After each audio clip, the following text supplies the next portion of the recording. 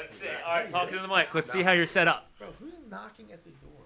Did someone just knock at the front door? Yeah. Really? He said, "Is that you?" I'm like, "I did not do anything." Oh, those are all. You might have. There you go. Who's out there? I have no idea. Who is trying to sell us something? Somebody who wants a job. It looks like an air conditioning kid who wants a job. Oh. This is the old air Talk to conditioning. that mic real quick. Let's see. Right, check, Building. check. 1, 2. There I am. Oh, is it like You like that? sound activated? Maybe. Oh, Oh, is someone in the front? Yeah, someone's in the front we're being knocking. too loud already. We need to put a big "Do Not Knock" sign. Yeah, This is like a murder it's like a Dexter Right. room. I've been watching a lot of scary stuff, so I'm like, I don't know about this setup, guys. Dude, Dexter and all that stuff, that's all my wife watches. Yeah. If I ever die and it's like mysterious, Blame it it's on Jen? definitely her because she's been Okay. researching how to do it. You know? Well, there's a lot of good tips on there. I She- know there that. is. Yeah, It's like- we watched all that. So She's definitely a murderer in training. okay, all right. I'll have to, I see you, Jen. I'll have to edit that. Well, then. What is it? I said we would get along well. Yeah, I'll have to edit this part. We love you, Jen. By the way, we got to put a big "Do Not Knock" sign. Yeah, I mean that could really interrupt things. Yeah, when I gotta- looked at the kid out there, that's 100% like, hey, you guys hiring? It's the HVAC building It's stuff. not the worst thing. So what's up? You're back for the holidays? Yeah, we just came back this week, and that's it. We were here for Thanksgiving, then we leave Friday. Nice. Where are Yeah. you going back to? And then we live right outside Vegas, and then I'm there for like 4 days, and then I leave for like a 10-day tour. Nice. Yeah. With Madball? Yeah. Sick. Yep. Are we in mid-podcast here? Yeah, we're going. Was that an HVAC kid? That was a mobile mechanic trying to sell us stuff. Smashing on the He was, door. yeah, he's really trying to sell stuff, huh? I said, listen, bro, I'm a podcaster now. And you're interrupting. I was saying we got to put a big "Do Not Disturb," "Do Not Knock." Yeah. Podcast in session sign. So Madball, Yeah. This is where so are you funny. going? So this one is it starts in South Dakota, which is the first time the band's ever been there in the history of the band, which is pretty crazy being it's been around for 30 years. Yeah, I was saying to her, I was like, they've probably only been there like 2 or 3 times ever. And he's like, no, it's first time ever. I was like, okay. So yeah, we start in South Dakota, and then we work our way west. It's like South Dakota, Omaha, Nebraska, Denver, Salt Lake City, and then we hit like we go up and down California, and then we go back to Phoenix, and then Vegas, and then we end in LA. Sick. That's Yeah. 10 days? Yeah. Wow, nice. Yeah, that's about usually as long as we go. We don't usually do longer than that. So it's 10-day clips. Yeah, for the most part. Like, we just went to Texas, and that was 4 days. Okay. And, yeah, so they could be anywhere from, like, 3 or 4 days to 10 or 11 days. And then, like, the exception was this summer we did 17 days, Nice. which is excessive for us. Did you make it to this coast? On the 17th day? Yeah. That was overseas. Oh, nice. Yeah, that was all Europe. Nice. Yep. We're in Europe. So that one started in Romania, in Transylvania. Are you headlining shows in Transylvania, or are you jumping on with other bands? How's that work? So in the summer, it's like they call it like the festival season. So it's mixed up between festival shows, and sometimes we headline festivals. We didn't do that one, but yeah, it's either festival shows or headlining club shows. So it's all mixed together. So it's usually the weekends are festivals, and then during the week is our own shows. Sick. Yeah, but yeah, that one started in Transylvania. And it's funny because we were just out with Jen and her kids, Yeah. and she was like, she brought it up. She's like, Mike plays music for a living, blah blah blah, all this stuff. And I was like, yeah, I was like, I you know where I played in Transylvania, and as we were playing, up on the hill was Vlad the Impaler, you know, Dracula's house. castle. Really? Yeah, yeah. Oh, my Yeah, God. dude, it's Imagine. so crazy. And like the laminate for that day was like a vampire, like Yeah, it's yeah. all vampire themed. Yeah, it was crazy. Wait, that in Transylvania? Yeah. So I don't know anything about that. What is Yeah. Vlad the Impaler? But it's What's the like history what behind that? what Dracula is based off of. There's like a real historical dude? Yeah. No Yeah, way. he's Transylvania. Like, yeah, he's like a crazy. What Nintendo game about Transylvania? Castlevania. Or something? Castlevania. Yeah. Okay. That There you game's go. sick. You played Yeah. in front of Castlevania? Pretty much, yeah. I have a video of it. It's crazy. Like we're playing, it's the crowd, and then up on the hill is one of his castles. It's yeah. Let's take a look at that video real quick. Yeah, sure. Vicki, pull up that video. Here. Okay, perfect. Yep. Yeah. You're right there. Yep. All right, perfect. I'll send it to you. We'll just edit that right into the podcast. Yeah, I'll send it to you. You know, I need some Vlad the Impaler research. I'm going to go read it when I get Yeah, home it's tonight. wild, man. Like the dude was like, you know, cutting people up and putting their heads on stakes and all sorts of stuff. During the show, Yeah, right on stage. Yeah. What is this, like 1400s, 1500s? I couldn't tell you honestly, but it's definitely a long time ago. Wow. Yeah, I'm almost positive that's what Dracula is based off. Is that guy? did you watch the new Frankenstein? I did actually. It was good, right? Yeah, it's pretty good. Yeah. I never seen Frankenstein. He was like kind of handsome though. It was weird. The monster was What's kind up with this weird handsome Really? Frankenstein? Yeah, he guy? wasn't like the classic by any means. No, he didn't Well, have, you're like, supposed to bolts in his feel, head. you're supposed to love Frankenstein. That's the Yeah. whole point. So they probably had to make him like handsome for the Yeah, movie. and he was like crazy strong. He's like throwing people over the Yeah. ship, and it was pretty wild. That was the first Frankenstein I ever watched. The book was sick. Mary Shelley's Frankenstein was one of the best books ever. Yeah, and this one is based on that. It's Yeah. like Mary Shelley's version. Yeah. That blew me away because when I was a kid, I always thought Frankenstein was like the monster, and just that No. part alone, Yeah. it totally was not what I thought it was gonna be at No, all. Frankenstein was the guy, the doctor or whatever, and then Frankenstein's monster. All right, so we hit up Frankenstein, we hit up Dracula. We got two monsters down. All right, who else? Oh, Who wow. else is there? And then Wolfman. the Wolfman, yeah. By the way, Mike, I haven't seen you in like a year, Yeah. and I just pulled you right in live. Hey, All right, cool. I'm here. We're I'm mid ready. podcast. Let's go. I mean, we've only known each other for, 40 years? Yeah, it's time to start really interviewing we each just other. walked by your old house. Oh, really? Yeah, we walked the dog. Nice. Yeah. Our Airwalk sticker is still in the bottom left corner of our That's window. awesome. Is that it still funny? there? That's Yeah. great. I Little- remember the red Airwalk sticker. What was it? That little fireman, like the Yeah. tot or whatever. What did Uh-huh. it say? It was like to let the fireman know that there was kids in there. Yeah, what was that? Tot Finder. Finder. Yeah. Tot Finder? Is that what it Yeah. was? Yep. Dude, tot finders were huge in Yeah. the 80s. You Oh, don't have yeah. many tot finders anymore. Yeah, you have to have that. Good thing your house had that too. Yeah, you ain't kidding. Seriously. Why don't they have Tot Finders anymore? I'm sure there's some kind of better. I don't know, but I know windows are gigantic now. So, like, they have to be big enough. You probably know what Oh, that's egress. called. Egress? Yeah. So, like, a fireman in his gear can get through the window. wow. Yeah. That's yeah. probably busting through every window. Wow. They probably just tap it to your Bluetooth now. It's all mapped out. They're like, all right, I know exactly where Yeah, I it was is. gonna say. I'm sure there's a better technology in 2025 than a sticker. The Wi- Right. There it is. The yeah. Wi-Fi is tracking us. Yeah. Yeah, that was Speaking of knowing each other forever, I brought you guys up you and Jen the other day because we were in the hotel room just hanging out with my band, and somehow Bruce Springsteen came up, and I was like, hey, I was like, check this out. It's like my friends were taking their engagement photo, and the only dude walking down the boardwalk was Bruce Springsteen, and I pulled up the picture. I was like, look, I know With you his guys. guitar, with his dog. Dude, I had my guitar. Yeah. Bruce Springsteen. It was the craziest thing. Yeah, the craziest thing about that story is like a couple months later, my sister calls and she's like, put on Jimmy. Was it Jimmy Kimmel? That's Right? Yes, Put on yes, Jimmy yes. Kimmel. I put Jimmy Kimmel on, and Jimmy Kimmel and Bruce Springsteen are on late night TV holding a picture of me and Jen.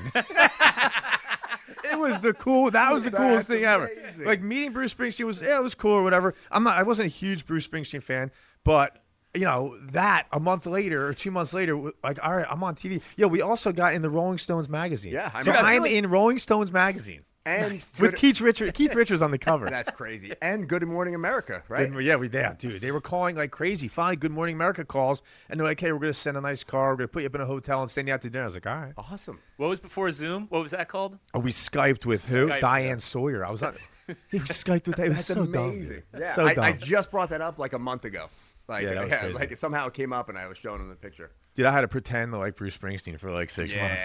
Yeah. Yeah, but then he put out some like folk album like right after that, and I That's actually good. liked it. It Oh, was wow. cool. Yeah. Yeah, because I mean, I wouldn't say I hate it. I don't hate any artist, like, but it just doesn't do it for me. I don't know. You know Not what's my funny thing. is like I'm really not a big Bruce Springsteen fan, but Yeah. I used to drive an hour to work, and I used to stop at a gym. It was like Workout World or whatever, and they had a sick big screen when you're on the treadmills. Yeah. So I went in there, I jumped on the treadmills, and it was a whole Bruce Springsteen concert, and it was fucking amazing. Yeah, I'm dude. sure. Amazing. I mean, and you I don't like the guy. I don't like his Yeah. music, but the concert was like, Yeah. he's a And professional. Yeah, for sure. I mean, you can't be doing it that big for that long and suck. Like, No. it's just because it's not my thing doesn't mean it sucks. Yeah, you know? right, But right. yeah, he's one of the biggest to ever do it. He sells out Giant Stadium like 6 nights in a row. Yeah, Yeah, it's crazy. Come on, man. Yep. Dude, I have the guitar he played. I want to get it signed and get him to sign the picture, and then I'm going to drive it to the Rock and Roll Hall of Fame. There you So then go. I'll be in Stone. What is it? The Rolling Stones Stone. magazine and the Rock and Roll. I knew I was going to get there. I just thought it'd be. Hey, yeah, Better whatever it way. takes. That's a good idea. Down the road, we were going to open up the first podcast Hall of Fame, and this table is going to be there. So I like it. If you want to sign the table, Etch All your right. name. Am in it. I the first guest? basically. Yeah, pretty much. Pretty much? We had Okay. Joey D here in the very infant stage of it, like months ago. That was a test run, though. Test That, run. that's right. Yeah. Yeah. First Sorry, guest. Joe. Actually, we should have do you have a Sharpie here? We should do the sign the table Sharpie. We should. I was Okay. almost thinking like an engraving pen or something, or just get Sharpie. Yeah, get the right? wood burner. Yeah. Yeah. Right. Yeah. Let's get a wood burner. Yeah. Hell yeah. So how many? I think I want to focus on like you because this is awesome. How many days out of the year are you or how many shows a year are you playing? I think I don't know the exact number, but it's somewhere like probably around 90 or so, give or wow. take. Like this year, we probably didn't do as many because we recorded the album. So we took some time off of that. Yeah. When's that coming out? It'll be out, and the whole thing will be out in March. It's called Not Your Kingdom. Sick. Yeah. No So way. Is there any songs out yet? We just released like a little reel on Instagram the other day, and it has like a 10-second clip of what's going to be the first single, but no song is released yet. Is that how you're gonna do it though? Like drip it out? Yeah, so it'll be kinda what's going on Yeah, now, the right? first single will come out in January, and that, like we already have the video and everything done for that. And then I think, and then we have like a big tour that month too, so that'll like coincide with that. And then another song right before the album, I think, and then the whole album comes out in March. Did you write all the guitar stuff? No, not all of it, but I did write some songs. Like, Stoked. it was cool the way it happened, you know, because we don't live by each other. Like everybody lives in a different state. No So way. it's not like when we were, doing it, Yeah, like yeah. everybody lived in the same town, and we met up every week for practice, and we would jam and hang out, and that's how you did it. Yeah, yeah. But this is completely different. So this is all new. Did you to do it me. like over Zoom or what? Not Zoom, but like we would so I would record an idea or like have like 2 parts and then send it to the guys, and then they would be like, oh, that's cool, or do this or whatever, and then we try and make it like a front to back song. I would record it all to a click, send it to the drummer. He'd record electric drums over it. Sick. And then we'd have like a front to back song. Legit. Yeah, and Yeah. then from there we would tweak it even more. We only met up like physically in the same room for equivalent of 10 hours. We flew to Nashville. Yeah. And did 2 5-hour days, and we kind of like finalized some stuff and then worked on some more new stuff. And then we recorded the record like 2 weeks after that. And then in the studio, we wrote 2 more songs. Like Sick. while he was tracking drums, me and the singer wrote 2 other songs. Like, Nice. yeah. How many songs is it? So we recorded 14 songs and 12 are on the record. Ooh, you gonna Yeah. do a secret song? Like where you? Yeah, it's not a secret song. Well, you but- can't even do that anymore. Like rewind the first song. No. There's no CDs. It just gets attached to the last song now. Yeah. So like the last song will be like 15 minutes or however Nice. long it's supposed to be. But yeah, we did one song. It's kind of almost like a Madball tradition where there's like not like a joke song, but kind of. It's just like a really short song. Like, yeah, it's funny that you said that because it starts with a banjo. There you go. We recorded in Nashville, and there was a banjo sitting behind me, and my singer was like, "Pick that up and like just play something like intro, something pretty for the quote unquote joke song." Yeah. And I was like, "I don't know," and I just did something, and that's what's on the record. So it's like a 30-second song. Nice. Yeah. Yeah, do me a What's- favor. sorry. Talk into the mic sorry. as you can. Yeah, Sorry. because it might. Sorry, what's it called again? What's the album? Not Your Kingdom. Nice. Yeah. How many? 2 guitar players? Nope, just me. Nice. Yeah, only time ever in all the bands I've ever been in that I'm the Really? only guitar player. Oh, Yeah. that's gotta be fun, right? Yeah. It's But probably easier, right? I mean, just in 'cause some ways. Yeah, because Yeah. then I don't have to like bounce less anything. coordination. Yeah, I don't have to like teach anybody apart or anything. And, like, Yeah. our bass player is really good. With just like if I just send it to him, I don't really have to show him. He could just kind of figure So it it's out. a 4-piece. Yeah. Yeah. And it's not like I'm not doing anything like super crazy. It's just like power chords, but he's good at like just deciphering it through the audio. Yeah. So what do you use to record? So if you're at home and you're Yeah. recording, what are you recording into? How are you uploading it, and how are you sending it? So I have I have my amp, my 5150 50 watt, and that runs into a DI box, and then from the DI into the interface, a Scarlett interface, and then that goes directly into my computer, and then I just have GarageBand on my computer, and I just track it like that. So I'm getting a real amp sound. It's not like a digital plug-in or anything. So I just have my guitar into the amp, and then through those 2 things into the computer, and then record it on GarageBand, and then I can bounce it down to like a file, and I just email it to him or text You it just to send him a file, and he opens up in his GarageBand. No, it doesn't even have to. Like he can just listen to it on his phone. Like I can text it to him. I could email it to them. Sick. Like if they want to record to it, they just take that file and drop it into GarageBand, and then that like the other guys can record their parts over it. Bro, how easy is that? It's insane. We're thousands of miles away from each other, and literally wrote a whole album that way. I wonder how common that is these days. Very. Yeah. Yeah. Yeah. And like, studios, it's just not like how it used to be where it was like, we'd go to like Tracks East or, when we drove out to Pete's house or whatever. Like, it's just not. Shout out Tracks East. Yeah. Yeah. Not there anymore. But, yeah, like the house or the studio we went to was literally in a house. Yeah. It was just like, like, oh, this is in a cul-de-sac neighborhood in Nashville, but it's like a real studio inside a house. Because just normal gear is now high-end gear. Yeah, it's like everything's just either digital, like on it. Like I didn't play through any cabinets. Like I didn't have like a 4x12 with a mic on it. It's just a You digital. just plugged into the computer? Kind of. So there's like another thing that has like a cab simulator on it, and then instead of miking a cabinet, it's just like it's like a fake one. Wow. Yeah, it's crazy, right? Yeah, that's awesome. Yeah. That's really cool. Yeah. Kind of like this podcast room. It's just like here. Yeah. Yeah. That's sick, Mike. Yeah, man. But yeah, I'm pumped to hear excited. some Mike Gurnari.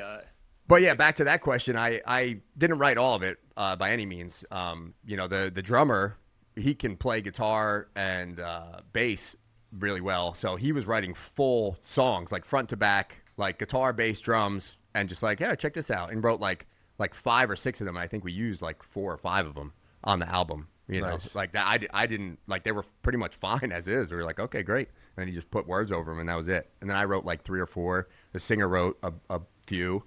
Like guitar parts and whatever. Sick. Yeah, it's crazy. But yeah, I'm very excited. It's the first one. I've been in the band for 7 years, and this is the first one. Dude, that that's I've been cool. on. That's a big deal. Yeah. That's yeah. sick. I'm Congratulations, excited. man. Thanks, man. Yeah, I That's appreciate really it. cool. Legit. Yeah, I'm working hard, man. Dude, Big the one year. time I was like, I'm an idiot. I text you. I was like, Mike, you got to, play in this band. I was at the Newfound Glory show.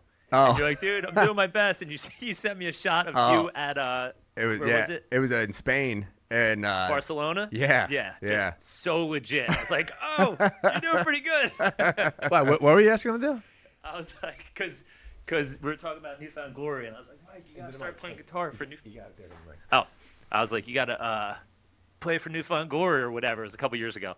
And he's like, I'm doing the best I can. And he sent me this picture of in front of 10,000 people or something. I don't even maybe know. 20,000 people. I'm Oh, it was bad a with new that Foundry. stuff. Right. And it was like the sickest shot, like in Barcelona. And some And that like, was with Madball? courthouse Yeah. or something, the Yeah. courtyard. Yeah, it's like a town square, like Yeah. in Barcelona where they have shows or whatever. And I didn't even know. That wasn't like, hey, take a picture of me. Like, I literally was, I think, like, for whatever reason, people were like asking for guitar picks like a lot on that tour. And I just had some custom ones. So I was just like throwing them. And the guy, our friend Pete, who was playing bass for us at the time, he was just like, Mike, turn around. And I was like, huh? And he took a picture, and it was that picture that I sent you. Nice. Yeah. Which came out great. It was So really sick. cool. Yeah. Yeah.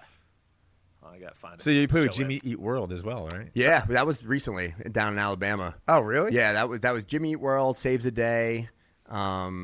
No, I'm sorry, not Jimmy Eat World. You played with Jimmy's Chicken Shack. Oh no, I didn't play with them. I teched for them. I worked for them. Oh, you worked for them. No, Okay. but we literally just played with Jimmy Eat World at a thing called Furnace Fest in Alabama. Oh, sick. Yeah, they were the headliner that day. Yeah, I like Jimmy's Chicken Shack. I like both actually. Yeah. I I like like Jimmy Eat both World, those bands. too. Yeah. Yeah. But yeah, that was I was working as a stagehand at Surf Club in Seaside, and I got the call. They were like, "Hey, can you?" Or no, they asked me if I could be the stage manager that day. And I was like, who's playing? And they were like, Jimmy's Chicken Shack. And I was like, I'm there.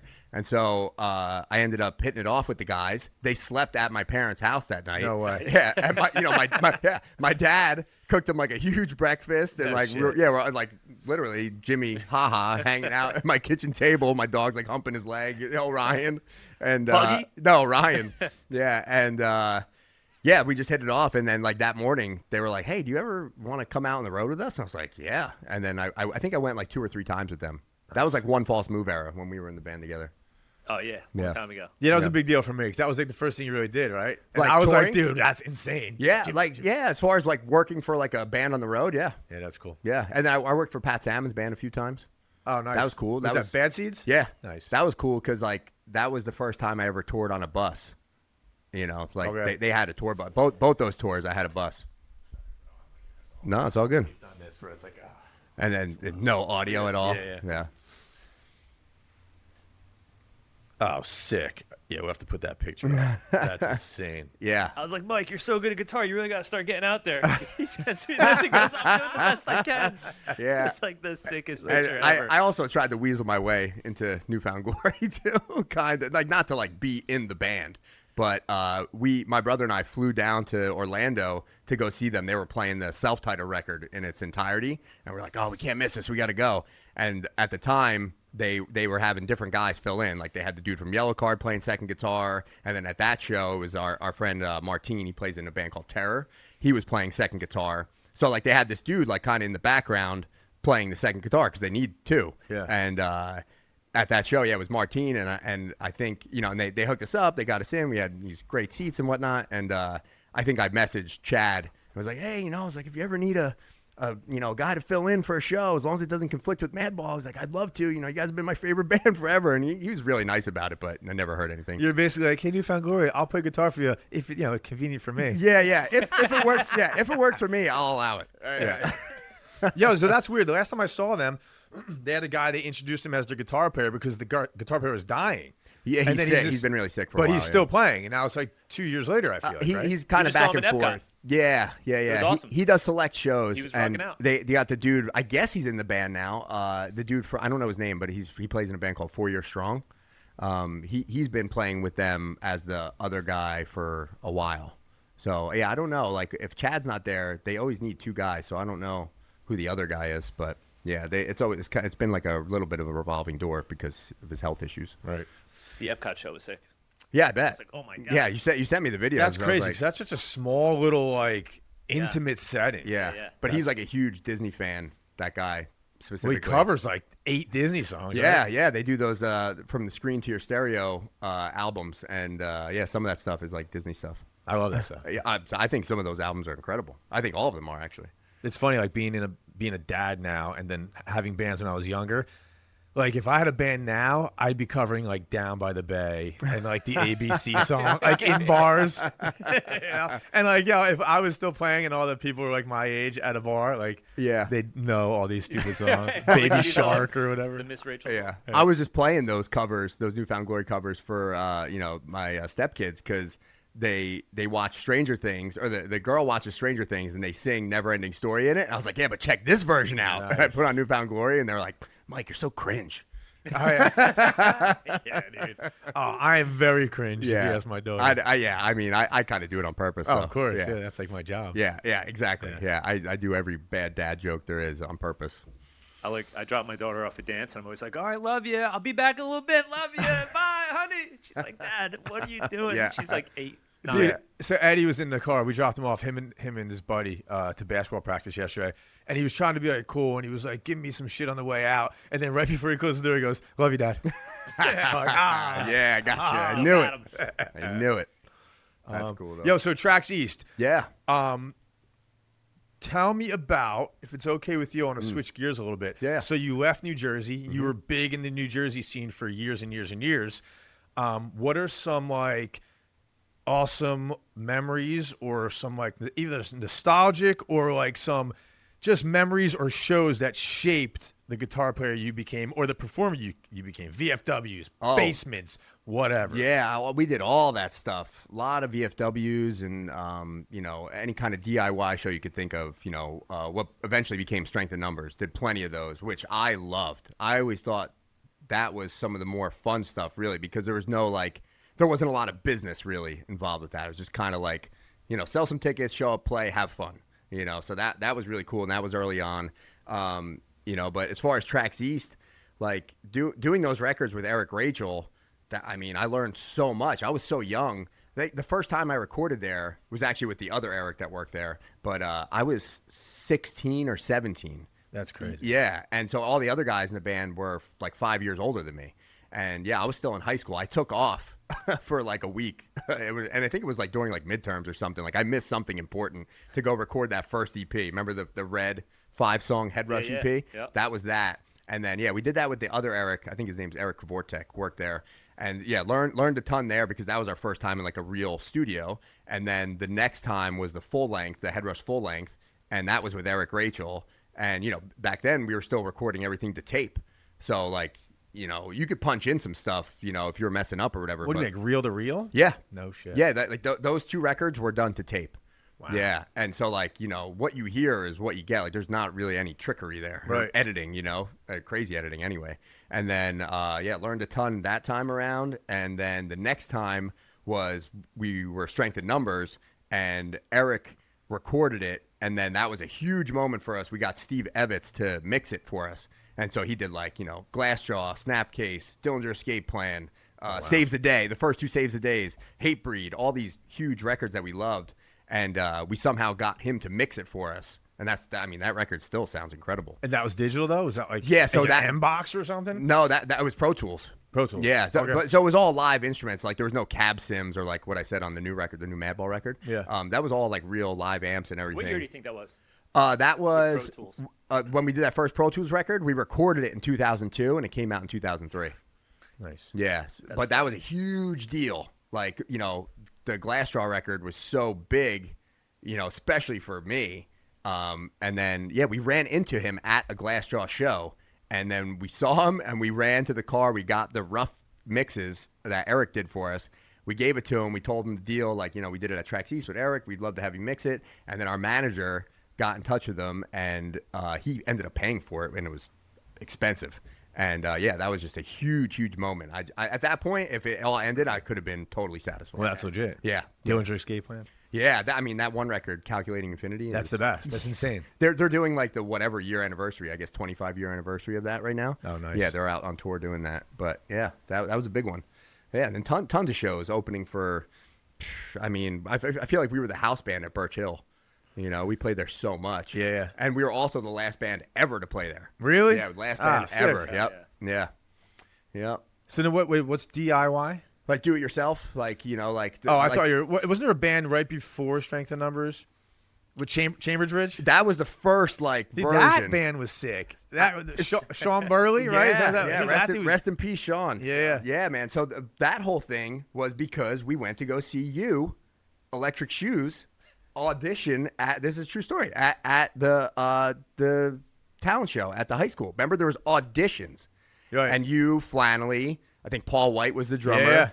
Rob LeBret. Rob LeBret, yeah. And Chris Flannelly, playing bass, were the Electric Shoes. Yeah. And nobody really had a band back then, like What a a full name. band. Yeah. Dude, that was sick. Yeah. I was like, oh man, look, I'm a rock star, I guess, man. And it was like, oh, I was the singer because nobody else would do it. I'm like, I'll do it. Yeah. And so, like, that. By the way, that's my whole musical career. I was like, I was a singer because nobody else would, and then I just started like writing music and surrounding myself with. I was terrible, and I just for some reason had awesome musicians all the time. Yeah, and that worked out. You guys had the whatchamacallit, the S. Preston. That S. was cool. Preston, Yeah. yeah. How many times did I see S. Preston in my life? Yeah. Probably as much as you played. Well, again, I always Yeah. say that was because we were like 24. And everybody was about sick of the bar scene, so this was just something new. Right. So everybody came out. We could do whatever we want, but the bar made so much money. They were like, yeah, just do whatever you want. And it We was don't care. an awesome time. It Whether was you fun. like those songs or not, or whatever, like the covers, whatever. And I like the originals too. But yeah, I would go all the time to Paul's Tavern. Yeah, that was fun. Yeah, wherever, and we'd What was have a that place blast. you guys at? Oh, the hot dog house. Yes, Right. but Hot yeah, Dog You guys were both there at the same time, weren't you? Yeah, I think so. We overlapped for sure. yeah. But yeah, so that whole Chambers Bridge thing started because you guys had a full band, and me and my brother thought that was so cool because nobody really, like, a couple guys would play, or they'd be missing a drummer, or they'd be missing a singer, or whatever. Right. But you guys had a full band and were playing songs and doing it well too. So we were like, let's go watch that, and we went. And I think before you guys played, Chambers Bridge played, but it was John Rivera, Sean Burley, Bill, and Anthony. Oh, right. Okay. And they were a four-piece. And, like, I think even before they played one of their own songs, that, like, Bill and Anthony were just, like, kind of improvising, but it sounded, like, good enough where I think they stopped and somebody was like, what was that? And they're like, I don't know, we're just making it up. And I was like, damn, these guys are good. And then they played their own songs, and they were awesome. And me and my brother were like, dude, that's what we got to do. Nice. And then we saw a show. We were leaving, and we were parked right in front of the school. And Sean was walking out, and I was like, dude, there's a singer. Should I say something? And Joe was like, yeah, say something. And so I pulled him over. Yeah. And I was like, dude, you guys are awesome. You know, me and my brother are into stuff like that. You know, I don't know what your guys' deal is, but if you need guitar player or want to jam or do something, I was like, we play guitar. And he was like, yeah, I'll take your number down. And I figured that'd be the last thing I ever heard from him. And like a month later or so, he called me because I guess they kicked out John. Yeah. And they were like, yo, you want to come jam? And I was like, yeah. And they came over to my house, and I was so nervous. And at the time, like, Joe, like, he sold his he gave me his half stack, sold all his guitars. He didn't have any gear. He didn't play anymore. And they were just coming to, like, I guess, watch me. And they're sitting in my bedroom door watching me play on the edge of my bed. And Joe comes out of the shower, and they see all his tattoos, and they're like, wait, don't you play too? And he's like, no, not really anymore. And he didn't want to do it. And I was like, no. I was like, just come. You and have to, you have tattoos. yeah, exactly, yeah. And I made him come, and I let him use one of my guitars and whatever. And yeah, we went, we jammed, and we instantly wrote a song. And then that was the beginning of that whole thing. That's cool. Yeah, and then the second show that we ever played was opening for Madball. No way, really? Yeah. What? Yep. Yeah, so the first one, What? yeah, Oh, so we that's joined the band. I have the ticket stub that, you know, you had to fill out with your own self, you know. It was, the first show was a band called Gut Wrench, another, like, hardcore band, Jersey I hardcore remember Gut band. Wrench. Yep. And then like that was March of '98, and then April of '98 it was Madball, Earth Crisis, Hatebreed, and Scarhead. Hatebreed, nice. Yeah, yep, Scarhead. yep. And that was the second show we ever played with the band. And yeah, we opened for the band that I ended up being in 20 years later. That's crazy. Right? Yeah. Yep. But yeah, all because of Electric Shoes. Electric Shoes. Yeah. All right, so I get full credit. Yeah. Tell All right, Madball to coming write me a hot. check. Yeah. I'll put you on the new song, the publishing for the new songs. There you go. Actually, you walked past our house and Paul White's house today. We didn't go fully down that Oh, okay. street, but yeah, like we were walking by, and I was like, yeah, Jen grew up there, The White Ed, Wall. Pat grew up there, and yeah, Satterleys and everybody. So funny. Oh. I think Paul White's still out there playing again. He's out in the bars. Yeah. I know Ricky Tish, he Shorty Long. Oh yeah, Yeah, he plays. they're still playing. Yeah, I That's think awesome. so. Yeah, Yeah, that's he's crazy. like popular too. All right, give me your bands. Ready? You had, what was your first band? Chambers Bridge? Yeah, it was Chambers. That was like the first real band. Don't worry, yeah. Pat. We'll get there. We'll Nope. get there. Pat's like, wait, Name now them which all. band was You I did in? a lot. We can talk about. Strength and number, and then? No, so it was Chambers Bridge, then Headrush, Oh, yeah, Head Rush. because Headrush and Strength and Numbers were the same members, but we had to change the name. We got which I found out later was a fake cease and desist Nice. letter or whatever. Yeah, wasn't there like a rap band called Headrush or something? I Yeah, it think was like- something- wasn't it something like from the '80s? Someone weird, right? No, I don't remember exactly. I could have swore like the letter it said it was some artist was signed to Columbia, and like they had the name copyrighted or trademarked, whatever it is, and we were like, oh, whatever. And then we tried to think of other stuff, and before it was even Headrush, it was going to be Strength and Numbers. So like when we got that letter, we were like, oh, let's just call it Strength and Numbers because we can't really decide on anything else. Which I thought Headrush was a better name. Full disclosure. Yeah. Well, it's cool that the acronym is SIN. Yeah, that was definitely an upside to it. Yeah. But yeah, so Headrush and Strength and Numbers were the same members, but we just changed it and changed styles a little bit. Like we cut out the rapping. Tyrone didn't rap anymore; he sang melody. Okay. Yeah. You know what's funny is I think me and Tyrone had the same vocal teacher. Yeah. So he went to Tom Rexdale. Yeah, Tom Rex. That's Yeah. right, Tom Rex. I never would have remembered his name. I went to him a couple times. Nice. Yeah, I didn't really. Was that Red Bank? Right? Yeah, Red Bank. Yep. Yeah, he was a cool dude. Dude, that was a big deal because we were playing out a lot, and I had good musicians, so I had to like sound halfway decent, and it still didn't help that much. But Yeah. at least I had like an exercise to warm up to. Yeah. But yeah, that's what he said. He's like, I'm like, what about? I remember asking about screaming. He's like, just don't be the screamer. And I remember right around the time he said that, Tyrone stops. I noticed he Yeah. stopped screaming, so he must have been like, yeah, he probably asked the same question. Yeah. How do I like scream? And he's like, just don't be the screamer. And then there was that woman who's still a very popular vocal teacher, Melissa Cross. That's where like all the screamers went to. Oh, no and like way. she has like a DVD, instructional DVD called The Zen of Screaming. And like she had like, all these techniques and how to do it properly. Nice. And yeah, she's still like top dog as far I as don't that stuff imagine goes. Tom Rexdale's alive anymore. He was like He was old 100 then. Yeah. I mean, if He was is- such a cool dude. He was. He was yeah. the man. Yeah, he's very cool. Yep. Who's your first guitar teacher? Tom Lucia remember when Tom's River Music was like across from the Ocean County Mall? Yep. That Garden location. State? Didn't you go there with that slapping and popping guy? Was it? Who, was John it- Kern? Is it John Kern? He was an insane bass player. He was the bass player for Zach Wild's band before he went No to way, Ozzy. really? Yeah. Was it Garden State Music? Is that Well, what it was, or no? so Garden State Tom's River. was later. So we did a couple lessons. My brother and I, Joe, we did a few at Garden State with the. He was like a total 80s shredder dude. Like he gave me his demo tape, and it was like a picture of him like laying on a park bench with his like hairy chest out. Like it was like long feathered hair. Like it was Hell yeah. super 80s. And he was a sick guitar player, but it was like coming right out of that era because that was 92 when we got guitars. So. Yeah, he was a total shredder guy. And then we took a couple, and I don't know, I wasn't really feeling it. I was 10, so I wasn't really Wait a understanding. minute. What was his name? Tommy Lucia. Oh, okay. That's that guy? Yeah, Okay. that was at the original Tom's River Music spot. And then we took a few at Garden State Music. It was in the same plaza that it's in now, but it was where Paul Prendergast Karate is. Remember? It was a pretty big spot. Yeah. And then, we took a bunch from some guy named Chris, and that was cool. And then he eventually would come to our house for a little bit. But again, nothing was really sticking. He was just kind of showing me like riffs and a couple scales and stuff, but I didn't really understand any of the theory stuff they were getting at. It wasn't really what I was going for anyway at the time. I didn't really understand that stuff until you guys went to music school and came back and were like, you know when you do this, well, that's this. And I was like, oh, now it makes sense. I Like, remember sitting in your room one night, and you're like, show me some scales, show me some of this Yeah, stuff. yeah. And you're I remember like, this. oh, this makes sense. Yeah. Some of this stuff makes sense now. Yeah, and then I started doing it, and you were like, "Oh, yeah, you're totally getting it." And I was like, "Yes, that's yeah," it. because you know how to play all this stuff. So what did you learn? Covered? Like you learned other songs. You based everything you did off of what you were learning. But you Yeah. didn't know exactly what it was. no, yeah. So I was slowly putting pieces together over time. My oldest brother Ron, he played bass, and he taught me how to read tablature. So he would buy me tablature books of like albums. You know, I'd get like Nirvana or Green Day or whatever it was, and I would learn all these songs and play along to the records. So like by the time that Chambers Bridge came around, I never really played with a band or like a good drummer, but I'd been playing along to these professional records. So I kind of had that vibe, you know, I could play like in time, Yeah. and like play, you know, well enough to play throughout a song with a live drummer. So that's like what I was doing that whole time. I was just like riffing in my room or learning cover songs and playing along to the albums. And then yeah, it wasn't until way later. I was, you know, when did you go to MI?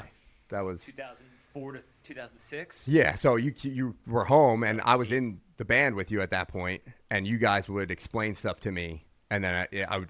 Now it all makes sense, you know. Like I said, you'd be like, you know, when you do this scale or this, that's in this key, and that you, I remember being like, yeah. yo, yes, all right, play a major chord Yeah. right there. yeah. And then, I started to learn. Yeah, yeah. So then, were you guys in a band together when you were in MI, or did you guys form? another What's great the? story. Yeah, there's a whole. Yeah, Sure. there's a bunch of bands kind of mixed in there too. Yeah, so that thing was, I did Strength in Numbers for like 8 years, I think. You know, or from the beginning of Chambers Bridge to the end of Strength in Numbers, I think was about 8 years. And then as Strength in Numbers was kind of fizzling out, I guess, I had played a couple shows with them when they came home from break. They were still in school, but they During came the home. summer. That was yes. 2005. Yeah, exactly. And We played the Stone Pony Summer Stage. Summer Stage, yeah. Yep. And their guitar player had quit or whatever, and they needed another guy. So I was literally learning songs in the car on the way to the show. Remember that? You're like, D, G. Yeah, And I was like, okay, got it. And then like we play them on stage like an hour later. Dude, that's insane. Yeah, it was. The whole thing was crazy. And That's super talented, bro. thanks, man. I appreciate ridiculous. it. But yeah, it was so much fun that I didn't even think of it like as pressure. It was just like such a change of pace from being in Strength in Numbers, who, you know, I love those guys, especially looking back on it. But we just met them to be in the band. Me and my brother didn't know any of those guys prior, not like how I know you guys. Yeah, this is like let's go jam with my friends. Yeah, my best friends, Yeah. you know, who just are coming out of music school that are, you know, they were good before they went in, and now they're incredible. They came out, you know, like knowledge-wise and physically capable. And yeah, so I filled in those like 1 or 2 shows when you guys came home. I know we did the Summer Stage, and then we did like a New Year's Eve show. Oh, maybe. Yeah, I'm pretty sure we Okay. wore the ties.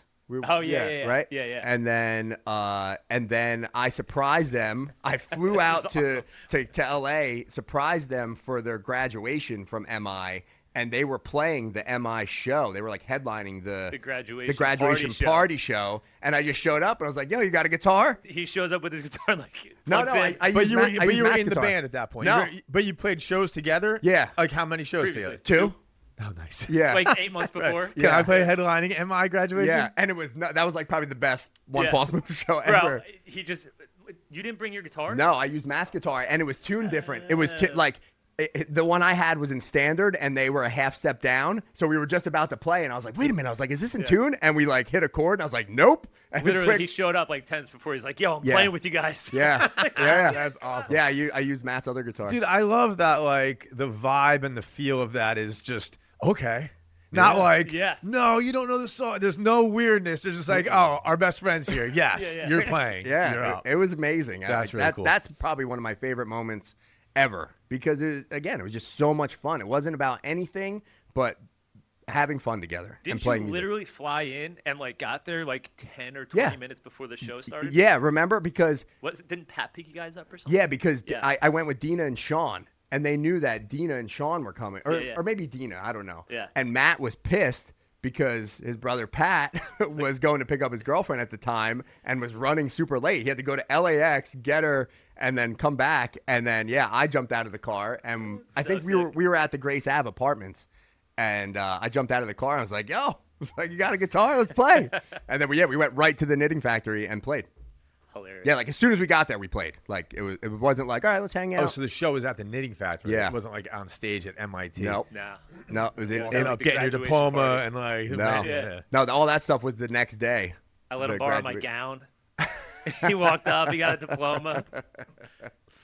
Yeah, that So was sick. it was a highlight for me for sure. But So- so to answer your question, I guess we they graduated, they moved back to New Jersey, and then again, Strength in Numbers was like kind of like on its way out, and we played the biggest show we ever did. It was a Sounds of the Underground tour, which was in the parking lot of Starland Ballroom. The next day, I think we played the summer stage again. It was the John's show, the Effin' Festival or Oh something. yeah. Oh yeah. yeah, yeah. And then the that, Effin' Festival. I think I played You might that. have played Yeah. that Was too. there like a compilation album? yeah. I think I wrote a song yeah. just for that album. Nice. It was like the heaviest Motu song ever. Yeah, Motu. Yeah, there you go. Didn't we also all play the God?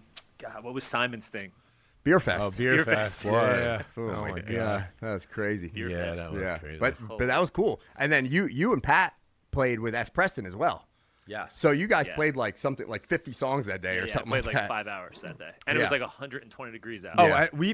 S. Preston played at Simon's thing? Oh, I Yeah. didn't realize that. Yeah, I was- yeah, because I remember we played a bunch of covers like that were more kind of like in the vein of One False Move, and then S. Preston played and did all your songs and covers and Yeah. everything. So I was like, damn, I was like Pat played like 50 songs today. That's crazy. We did- in like 120 degree Yeah. heat and humidity. We did like an hour and a half set. That was probably our longest set we ever played. Yeah. And then me and you probably played another 2 or 3 hours. Yeah. That's Yeah, so that's what we crazy. played for like 3. We always played for like 3 hours, just whatever. Yeah. Yeah. That was fun. So That's funny. So Strength and Numbers kind of just fizzled out. No big thing there, Yep. but you switched into this year. How many years were you in this band together? the We two of did yous? that for I think 3 years before Pat Something like that. joined Tomorrow's Bad Seeds. Yep. So that must have been 2006, and then Pat, I think, joined Bad Seeds in 2009. Right? Okay, so that's how Yeah. that ended. That wasn't you leaving. That was Pat leaving for Bad Seeds. Yeah, Pat called like a band meeting, and we were like talking about like our band stuff, and he's like, guys, he's like, I got an offer to play with Andre's band. Leaving tomorrow. Yeah, he's like, I'm going, like I'm leaving. I was like, oh, okay, and I was psyched for him. I was Well, I I was remember- talking about this like a month ago. I was like, bro, so what happened back then? What? He's like, bro, you signed up for school. You're going to like college for accounting. I was, Well, I remember you guys All right, like I'm gonna go to sort of California. being like some of the people in the band were devastated, and I was in a band with them as well. And I was just like, yeah, right on. Yeah. I was like, I got to a point where it was like 10 o'clock at night. We would have a show at 10, and I'd be on my couch at like 8:30 going, dude, I don't want to get off the couch right now. Yeah. I got to go out and drink, and I've been drinking my ass off. I got to go play from 10 to 2 right now.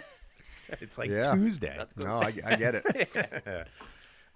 Cool. So then what? Well, so we- then that we had- band we broke had up, a- and you took off because I kind of want to dial in the last band in New Jersey, Mm-hmm. when and why you left New Jersey, how you ended up in Vegas, Yeah. and how did Madball kind of like intertwine into that? Okay, so during One False Move, we toured and made records, and we did that for 3 years. Then Pat left for Tomorrow's Bad Seeds, and then it was a pretty short period where we didn't play at all. Yeah, like- and then 6 months or a year or something. I think it was like maybe like closer to like half a year, 6-7 months or something. And Joey, the first podcast guest here, I'm just kidding. Joey And- D. Yeah, shout out Joey D. He was always hitting me up to jam, and then Matt had gotten a good job with the bank, so he was like doing that whole thing.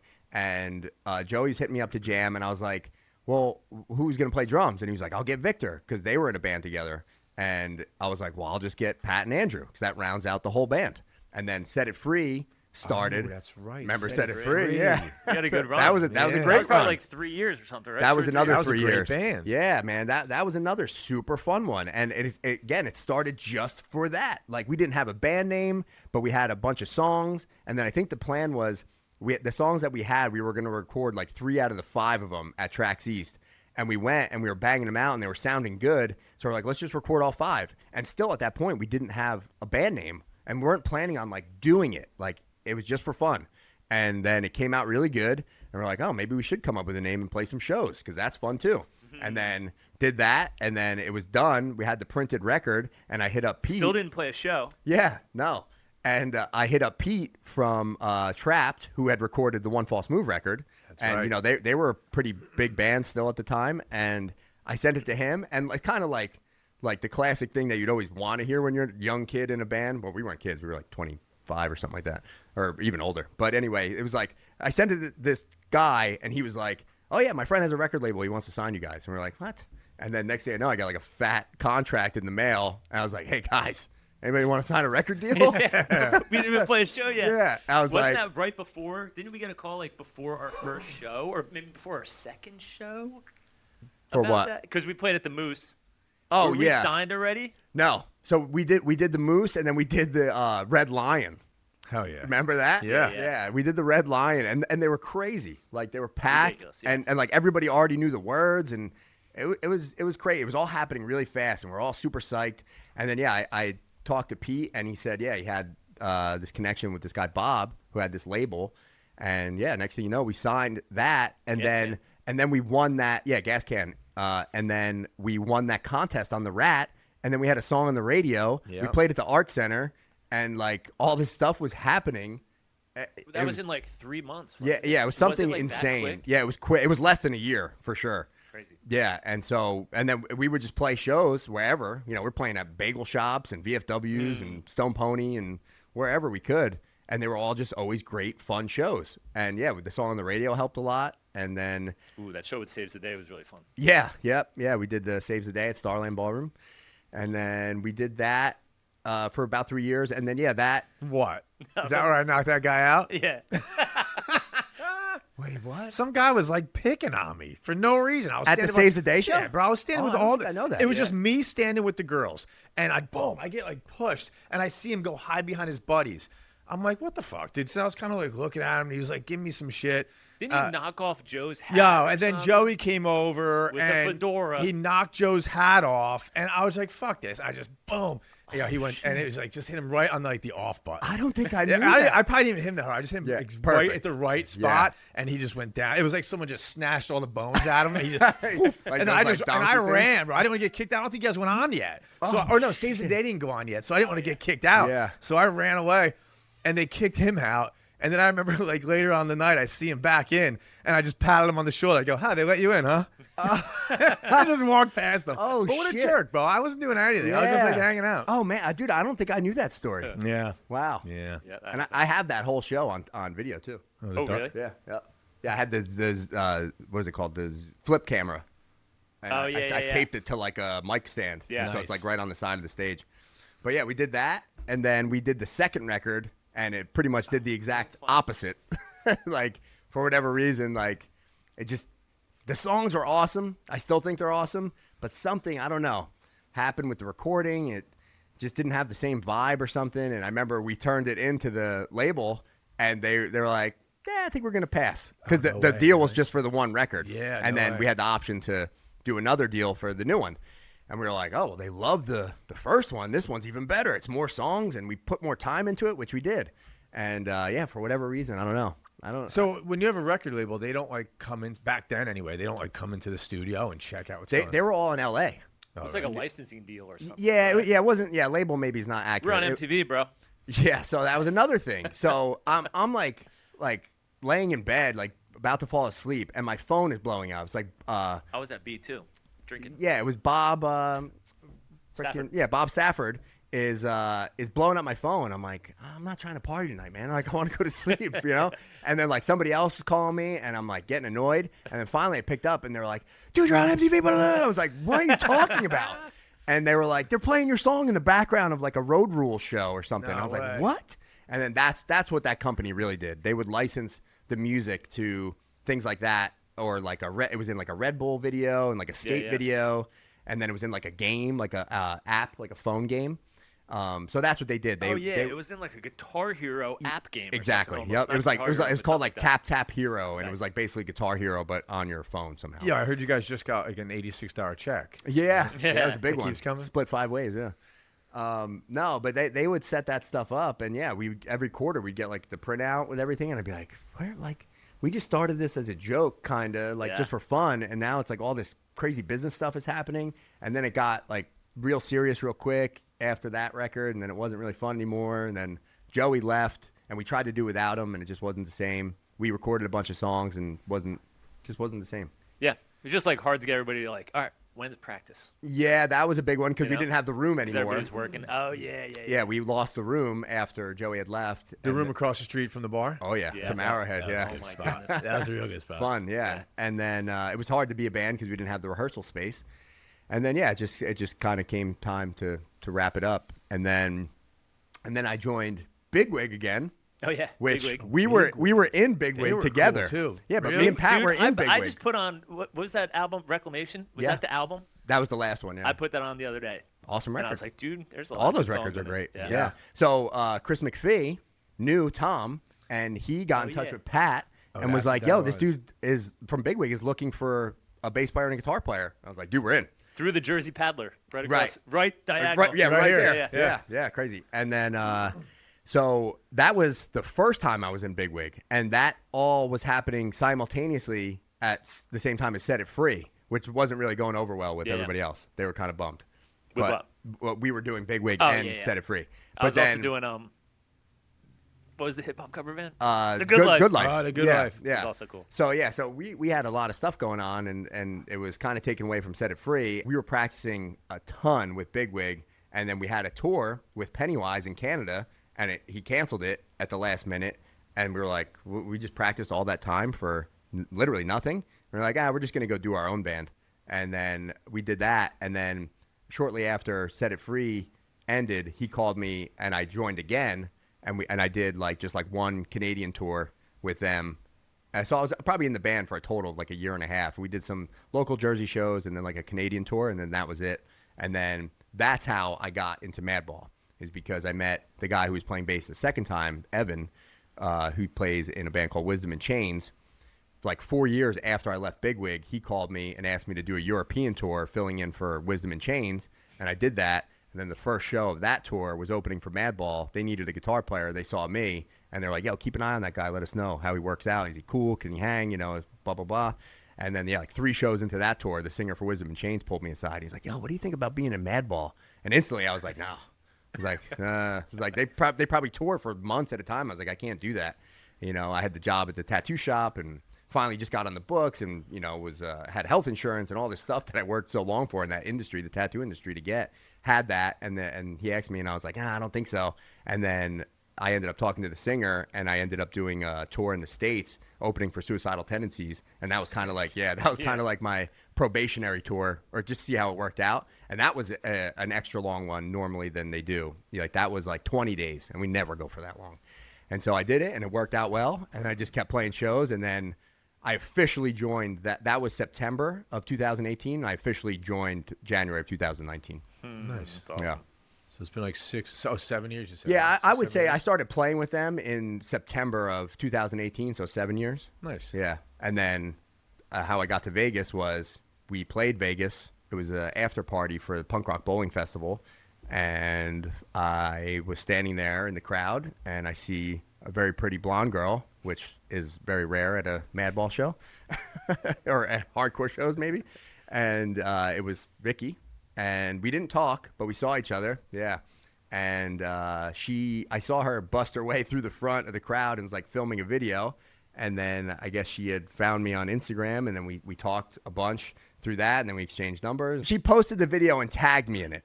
Yeah. That's what it was. Yeah. She didn't she wasn't like, hey. Because Yeah. She's not band guy's not her thing. Yeah. Man, guys.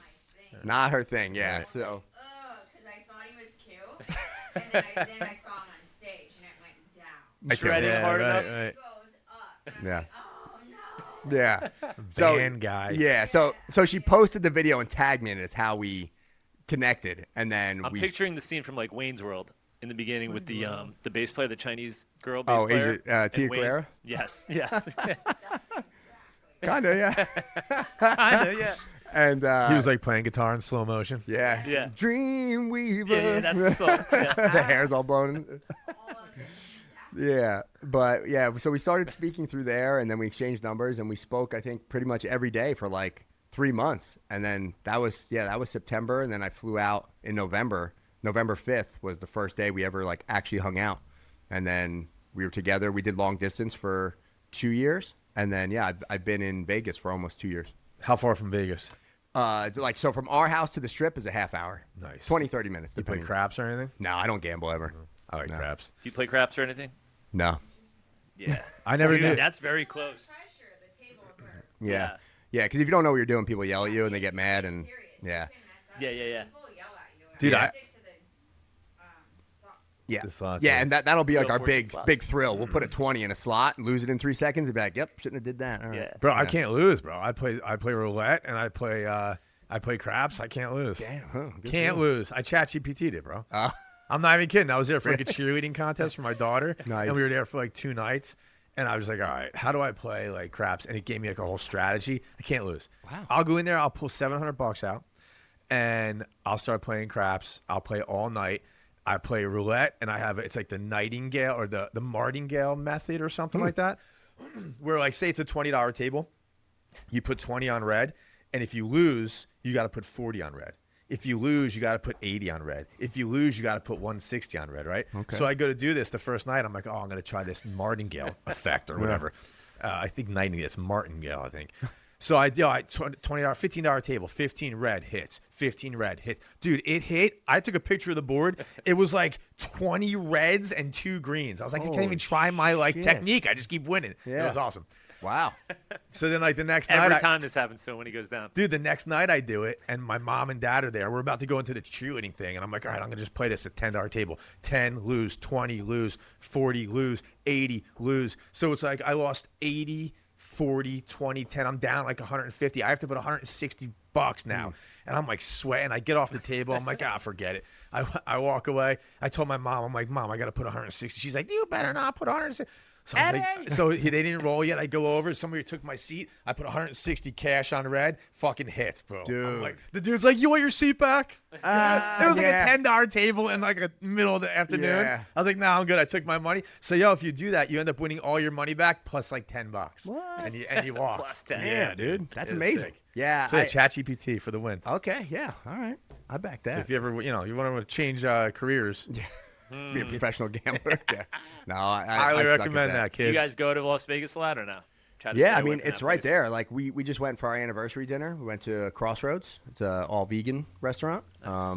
Yeah, it's really, really good. I mean, I'm not a vegan or whatever, but that food is amazing, and it's in the Resorts Hotel. Are you allowed to be in a metal band and be a vegan? Yeah. Oh God, it's you're almost like not allowed to be the other way. Like It's flipped yeah. since the Oh 90s. yeah. Yeah. Yeah. No, Oh, like, you're supposed to be a vegan. yeah. It's way cooler to be. Nice. I don't know. You have to No. be vegan. Yeah. No, it's definitely more popular now. That's funny. For sure, which is good. People are straight edge vegan, and like, yeah, dude. We'll edit this part so Madball doesn't find out you're not. 100% they vegan. know. Yeah, sober, not vegan. Mike. Sober? Yeah. Not you're sober? Yeah. Nice. How long? March 6th. Sick. Yeah. Yeah. Yep. I've had a pretty long run. I took like 60 days off. Yeah. Like 4 or 5 months ago, and since then I drank like maybe 3 times. Yeah. It's nice. No, There's no point. It's great. Yeah. So once I moved to Vegas, it wasn't even a question. I don't have the time. And, because when I'm home, I help her. She has 2 salons that she owns. Oh, so, nice. Yeah, so I help her with that. And then between that and then kids and then, especially this year, writing the record and recording demos and all that stuff, I wouldn't have time even if I wanted to. But I'm so busy, it doesn't even cross my mind, which is awesome. Yeah. So when I'm home, it was just never a question. Like, I've never had a drink in my house in Vegas. Like, Nice. It's just not a thing.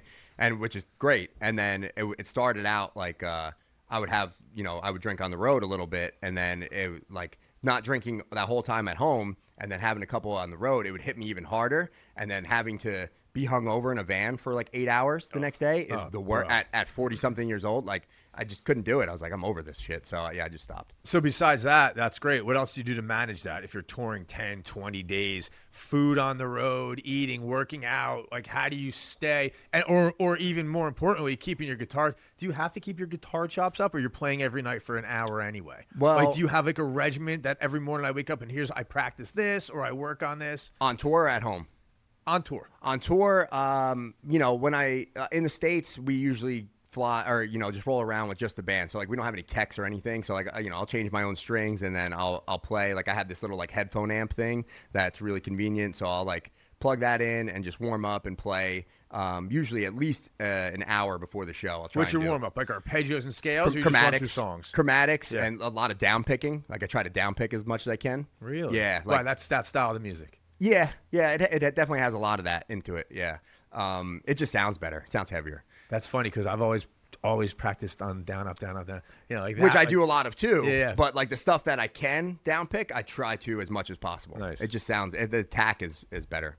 But yeah, I'll at least play like I want to get the guitar in my hands for at least a half hour before the show. And then this way, when I go up on stage, I'm not like cold, you know, but sometimes, we roll up late for traffic or something happened, whatever. We just got to the venue late and like, we'll get there and then we'll have to go eat real quick. And we always eat very well. Like we always find nice places, which is Does that all come out of the band first? Yeah. So like if you guys you're all going out to eat together. Yeah. Yeah. Yep. Yeah. So it's like all that stuff is covered, which is great. I'm very grateful for that. You know, our singer's very good to us.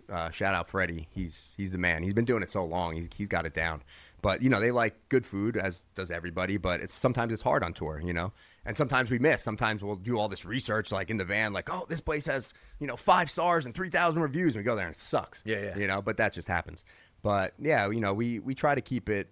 It's basically just show, hotel, van, show, hotel, like over and over, and then eating somewhere in between. What about exercise, workout? Sometimes I walks will, or yeah. anything? Now I will, yeah. Especially like if we ever have a bus, we travel during the night and then we're at the venue when we wake up. So then I have time to do whatever I want. I can go explore, or I can, go for a walk or exercise or whatever. But yeah, we just I just built a exercise machine at our home in Vegas. So like I'm just getting into that. So that'll be more for me like in the future on the road. I'll How's be your doing neck?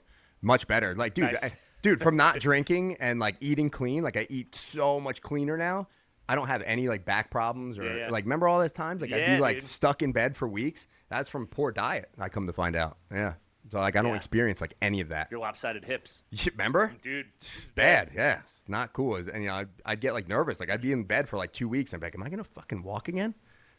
But yeah, after eating clean, especially not drinking, alcohol is just like super Poisonous. yeah, that and just like inflames everything. Don't do any of that stuff. I don't experience any of those. I feel like the wrong food inflames you just as much. Yeah, it's crazy sugar. that we would run around drinking alcohol and eating and sugar. Yeah. Yeah, we what would we do? We play a show, we would drink the whole time, we'd go to Wawa after the show, eat like shit, Yeah. drink some more, go to bed, and wake up, and when you're younger, you feel fine, but you do that for so long, you can't do it anymore. Dude, I can taste the meat in the Wawa meatball sub. Bro, that got to be like the lowest grade meat on Yeah, the planet. that and Taco Bell are That probably, tastes disgusting. the bottom of the barrel. I do Yeah. love Taco Bell. Dude, Taco Bell used to be so good. Yeah, I mean, I don't eat any of that stuff ever. Like Chipotle is probably the only one, but that's not really that bad. You can get that straight chicken and rice Yeah, or whatever. yep, yeah, I get rice and beans, chicken. So, like, when you were a kid and you're in all these bands and you're like, yo, I'm going to get a band and be on tour, and you're doing it. You're living the life. You're living the dream. What is, like, something that people think tour is that maybe it isn't? You know what I mean? Or what is something that you've come to realize or, any kind of, like, misconception or maybe it's the opposite way. Maybe it's better than you thought it was going to be. No, it's definitely an eye-opener to do it for a living as opposed to what you think it's going to be. So I come to find out that it's a full-blown job. And I don't mean that in a bad way because a lot of people hate their job. I don't, luckily. It's work, though. You have to treat it like anything else. Like I said, like drinking and all that stuff is if you guys did the HVAC stuff drunk, like how terrible would that be? Right. Like nobody does that. I would hope anyway, like, so why would you do it in a touring situation when you're getting up and going all the time? So yeah, common I think some misconception. of them do it.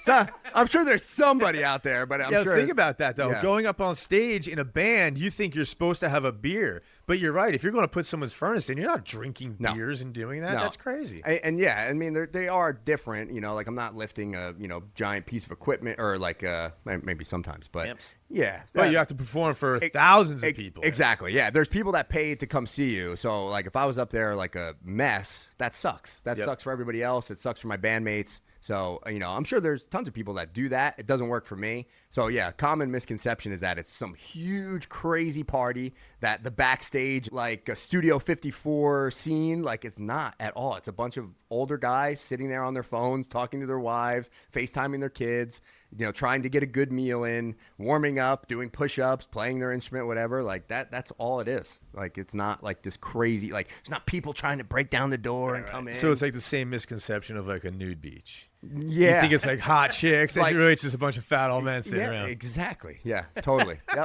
Yep.